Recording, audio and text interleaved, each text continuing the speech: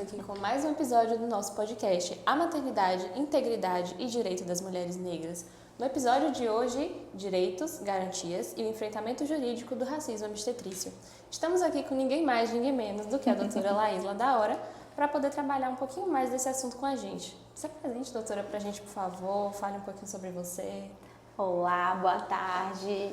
Gostaria de agradecer primeiramente ao convite, de vocês. Me sinto honrada em estar aqui e falar de um tema tão sensível, que é a violência obstétrica quando se refere à mulher negra.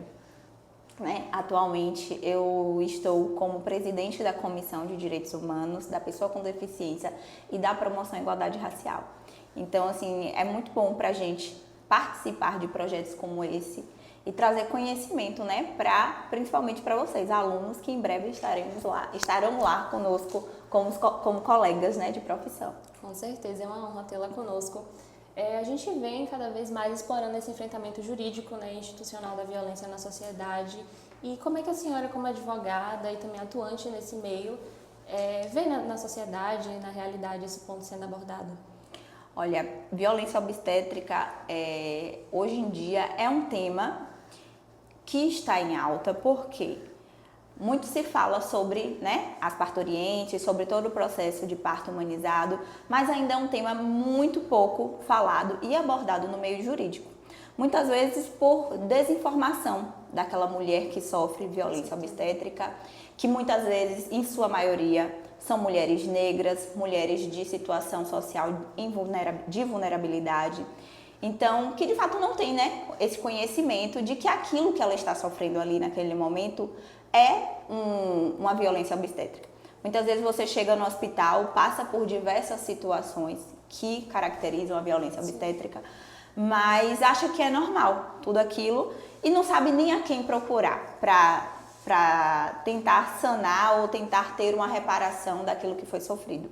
Verdade, muitas vezes a gente até sabe que o que está passando é violência obstetrícia, só que não sabe a quem procurar para poder ter nossos direitos ainda mais garantidos, E aí que vem a importância desses direitos sexuais também reprodutivos na sociedade ser cada vez mais debatidos, doutora. Sim, nós mulheres, na verdade todos, tanto homens quanto mulheres, temos o direito de organizar a nossa vida em relação aos filhos, A gente escolhe quando teremos filhos. Essa mulher, às vezes, ela é imposta também pela sociedade na obrigação de que ela tem que ter filhos e que tem que ter todo aquele processo, e principalmente a mulher negra, vem enfrentando cada vez mais esses debates aí, principalmente por conta do racismo estrutural que a gente enfrenta desde o início dos tempos, que a gente não pode esquecer, doutora? Sim, o racismo estrutural, ele está muito enviesado em tudo, sim, falando, principalmente na instituição hospitalar. Porque muitas vezes, nós mulheres negras, quando entramos no hospital, temos de forma estrutural, que já, isso é bem antigo, aquele estigma de que nós não sentimos dor.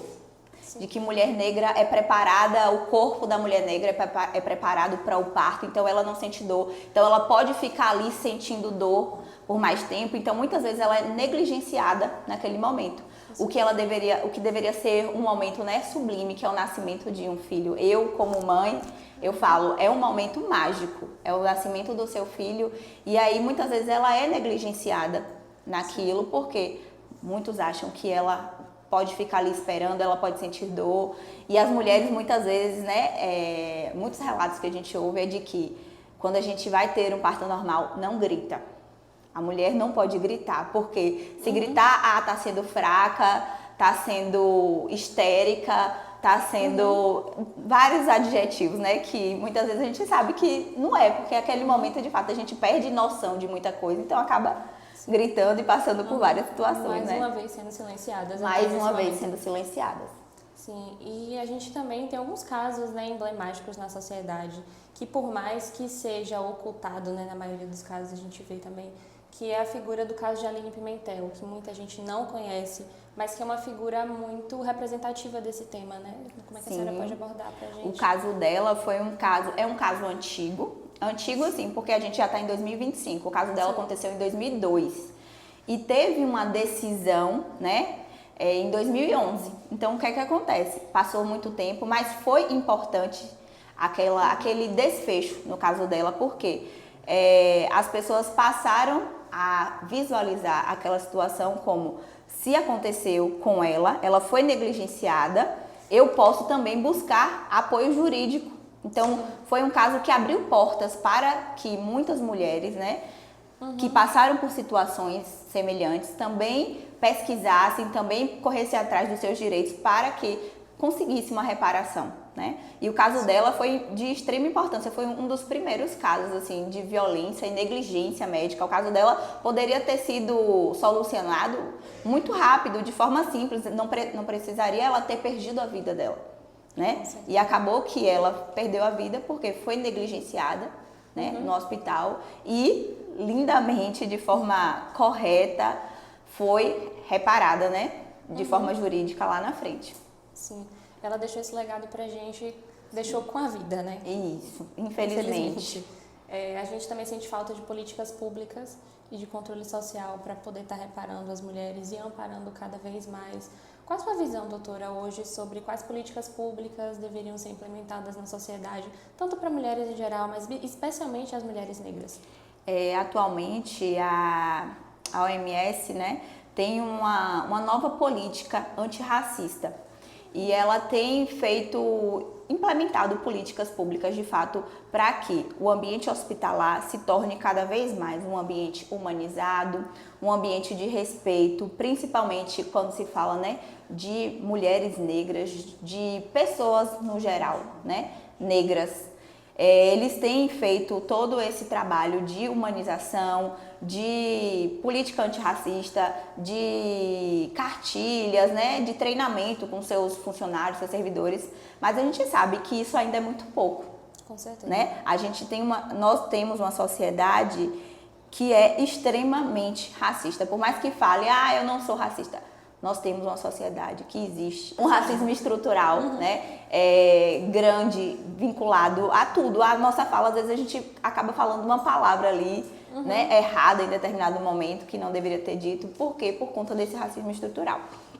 E assim, tem se feito políticas públicas, mas a gente precisa de mais. A gente não precisa, não tem que ter apenas no papel. A gente precisa de políticas efetivas.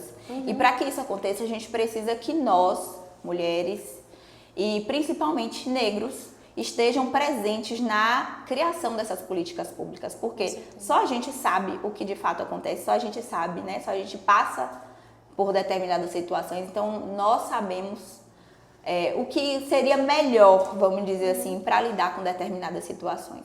Teríamos esse lugar de fala, né? Como dizem. Sim, a gente discutiu em outros episódios também, tanto a questão psicológica quanto a questão da saúde, da mulher também atuante nesse processo, porque a gente sabe, né, que tem toda um bastidor por trás disso aí, tanto no âmbito da saúde, dentro dos hospitais, quanto também a sequela psicológica, que é indiscutível que isso traz para as mulheres também.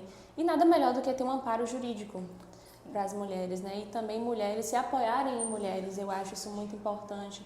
Tanto em todos esses âmbitos que a gente falou, tanto psicológico quanto o âmbito da saúde também, mas o jurídico, você está lidando com mulheres e ter mulheres que possam te apoiar nesse âmbito também é indescritível, é muito bom. O que é que a senhora pode passar para a gente também como mulher, como representante desse público? Eu sempre digo, você não pode, em momento nenhum, deixar que seu direito não seja preservado. Todas as mulheres têm o direito de ter um parto humanizado, ter um parto que siga as suas decisões. Hoje em dia tem a questão do plano de parto, né? Toda mulher tem que fazer, não, seria ideal, né, que elas fizessem um plano de parto. Mas muitas vezes aquele plano de parto, por mais que tenha sido feito, elaborado, ele não é seguido. Muitos hospitais negligenciam mesmo essa questão do plano de parto, das decisões mínimas, se eu vou... Quem vai me acompanhar no meu parto? Muitos hospitais às vezes barram, não, só quem pode acompanhar é o pai. Não, hoje em dia, a mulher tem o direito de escolher quem vai lhe acompanhar no parto. É um relato pessoal, eu nem gosto muito de falar sobre a situação, porque a médica do meu parto é uma médica que eu tenho um amor, assim, muito grande por ela, mas depois, né, com o tempo a gente adquiriu, eu tive filhos muito nova. Então, assim, depois com o tempo que você começa a ver, eu vivi violência obstétrica. Por quê? No meu segundo filho, eu tive parto sozinha. O meu parto foi eu e os médicos na sala, sendo que já tinha sido combinado que a minha mãe, naquele momento, minha mãe me acompanharia no meu parto. Meu marido tinha abrido mão daquele dia, né? Ele falou, não, tudo bem, já acompanhei o primeiro, eu deixo minha sogra acompanhar o segundo. Então, a gente já tinha combinado que minha mãe me acompanharia no meu parto. Foi um parto num hospital particular. Eu paguei não, né? Foi pelo plano de saúde, mas assim, não era um ambiente vamos dizer, eu sei dos meus privilégios, né? Sim. Então, dos meus privilégios sociais, e por mais que eu seja uma mulher negra, eu tive os meus privilégios, né, na vida, diferente de muitas mães que estão em vulnerabilidade e vão para o ambiente, né, de um hospital público, do SUS, que é onde a gente mais ouve falar mal, vamos dizer assim, em relação a parto, né, essa questão de violência, a gente vê muito mais no SUS. Mas eu já tinha combinado que isso aconteceria e simplesmente naquele momento fui levada para a sala de parto. Não chamaram minha mãe para entrar, não chamaram ninguém para me acompanhar e simplesmente eu estive sozinha naquele momento. Eu sei que lá aquilo foi uma violência porque eu tinha escolhido quem estaria ali para me acompanhar. Né? Depois a gente toma consciência disso. Sim. Mas, graças a Deus, era uma médica que eu confiava e tudo. Eu sei que lá dentro eu não passei por nenhuma situação, né? De ficar exposta a nada do tipo violento. Mas depois que você toma essa consciência, né? De que você passou por violência. Eu, que sou uma pessoa, né? Sim. De privilégios, instruída e tal. Imagina quantas mães passam por situações de maior negligência dentro de um ambiente hospitalar. Fazendo relação com o que a senhora falou, novamente, às vezes não é nenhuma violência física, mas sim também psicológica. Isso. De poder estar com quem você escolhe para te amparar naquele momento que você escolheu, como a senhora falou, mas não estava. E depois daquele momento, posteriormente, você conseguiu linkar e reparar, nossa, eu passei por uma violência. Na hora é tudo maravilhoso, você nem liga, porque não tem problema, ninguém tá aqui. Meu filho nasceu, importante que nasceu, com vida e saúde, mas depois você para ligar os pontos, que você começa a entender, né, as coisas, você fala, poxa, eu sofri ali um episódio de violência, né, obstétrica. Então, assim, a gente pode estar reparando que, mais uma vez, é um problema social que com certeza precisa ser resolvido e sanado. Não é algo de uma hora para outra, porque a gente sabe que a sociedade ela é extremamente racista, como a senhora falou. Sim. É algo que vem desde os primórdios, aí, principalmente a sociedade brasileira, que é composta por uma maioria negra também. Isso não deveria acontecer, mas infelizmente acontece. E assim, tem uma frase que eu gosto muito, que é: domine todas as teorias, seja ela qual for, domine todas as técnicas também, seja de saúde, psicológica, jurídica, mas ao lidar com a alma humana, seja apenas outra alma humana também. Eu acho que isso falta muito na sociedade. Falta essa questão de humanidade, né? E assim, as regras estão aí. O que custa respeitar aquela decisão da mulher naquele momento? O que custa respeitar o corpo, a evolução do parto daquela mulher naquele momento, né? Custa para ele, para o médico que está ali, custa o tempo dele e tal, mas ele está ali para aquilo. Exatamente. Ele está ali naquele momento para fazer o parto. Então, que se respeitem, que se respeite a decisão da mulher, que se faça partos humanizados e que as mulheres que passem por isso não se calem, que falem, que exponha, que diga o que passou, né? E que não se calem. O que é que eu devo fazer se aconteceu ou se eu acho que aconteceu uma violência obstétrica comigo? Procure, de fato, um acompanhamento jurídico. Procure a Defensoria Pública, procure o Ministério Público, procure um advogado especialista da sua confiança, mas busque solucionar o seu direito, porque a gente só vai ter, isso só vai ser sanado se a gente tiver cada vez mais reparação em relação a isso. Quanto mais demandas, né, quanto mais casos vierem à tona, eu acredito que menos episódios vão acontecer. Doutora, como a senhora é atuante nesse meio, principalmente nessas pautas da violência obstetrícia, a mulher, no momento que ela está passando pelo parto, ela deve reparar algumas situações para poder identificar se ela está passando realmente ou não a violência obstetrícia? Sim, é importante. Quando a mulher está vivenciando aquele momento, né, de contração e tal, muitas vezes ela nem se dá conta do que está acontecendo. Mas pode acontecer violência de forma psicológica, violência física e violência sexual. Sim. Então, assim, toda a mulher e os seus acompanhantes, todos que estiverem ali naquele ambiente, tem que estar atento. No caso de violência psicológica, quando o médico vira para a mulher e fala, não grita porque senão seu bebê vai nascer, não vai nascer. Não grita porque é pior para você, você vai perder força. Toda e qualquer fala agressiva para aquela mulher deselegante, desumana, tudo aquilo caracteriza como uma violência, né, obstétrica psicológica.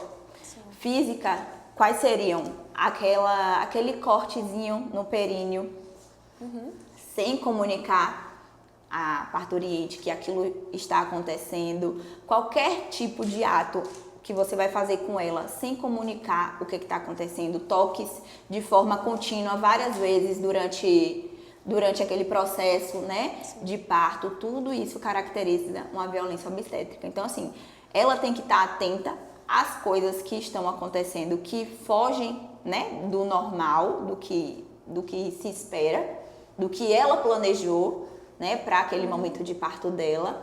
E sexual, claro, é no caso de houver algum ato, né, sexual quando ela estiver desacordada ou quando ela estiver acordada e o médico tocou em um lugar que não deveria tocar, um lugar que, né, não se espera que se toque. Então, tudo isso são atos que caracterizam violência obstétrica. Mas durante aquele momento é muito difícil você tentar raciocinar o que está acontecendo. Muitas vezes vem depois. Então a mulher tem ainda um prazo de 5 anos até o momento que ela se dá conta de que aconteceu, que ela, né, toma para si que aquilo foi uma violência obstétrica. Daquele momento ela tem um prazo de 5 anos para correr atrás juridicamente, né, daquela reparação, daquela situação. Então, muitas vezes, naquele momento ali, ela não se dá conta. Porque, de fato, é um momento que os hormônios estão muito à flor da pele, então ela não se dá conta daquilo. E aí, posteriormente, quando ela começar a refletir sobre tudo que ela vivenciou naquele momento, ela tem até 5 anos, né, para dar entrada num processo jurídico e tal. E quando isso acontecer, é como eu falei, procurar um órgão que vá lhe proteger, como, por exemplo, o Ministério Público, a Defensoria Pública, um advogado de confiança. Toda essa equipe está disposta, está pronta para receber, para ouvir, né, o relato e para dar seguimento nas demandas jurídicas necessárias. Exatamente, doutora, foi um prazer tê-la conosco para poder debater ainda mais sobre esse tema que precisa ser realmente frisado na sociedade. E assim, foi uma honra tê-la, também tá compartilhando seus relatos, suas experiências. Muito obrigada. E pessoal, sigam a dica da doutora, tá bom? Se você passou por algum episódio que acha que foi de violência obstetrícia, mulheres e também as pessoas que estão convivendo com essas mulheres se viram ou se suspeitam que as mulheres que convivam com vocês, principalmente as mulheres negras, tenham passado por episódios de violência obstetrícia, sejam elas físicas ou psicológicas, procurem uma ajuda e também ajuda judicial. Doutora, muito obrigada. E fiquem ligadinhos no próximo episódio que vem muita coisa por aí.